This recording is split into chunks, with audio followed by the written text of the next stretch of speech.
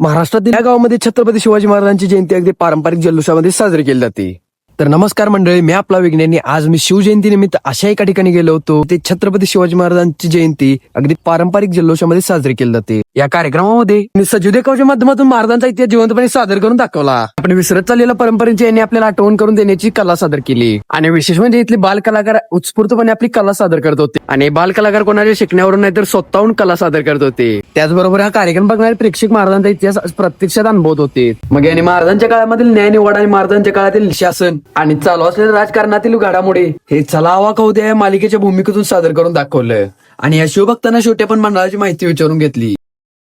आम्ही मराठा कार्यकर्ते या छत्रपती शासन या नाटकातून आम्ही तुमच्यापर्यंत महाराजांची न्याय व्यवस्था, त्यांचे न्याय शासन किती कठोर आणि सुसज्ज होते हे दाखवून हा व्हिडिओ तुम्हाला कसा वाटला कमेंट करून नक्कीच सांगा. आणि असेच व्हिडिओ साठी आपल्या पेजला फॉलो नक्की करा.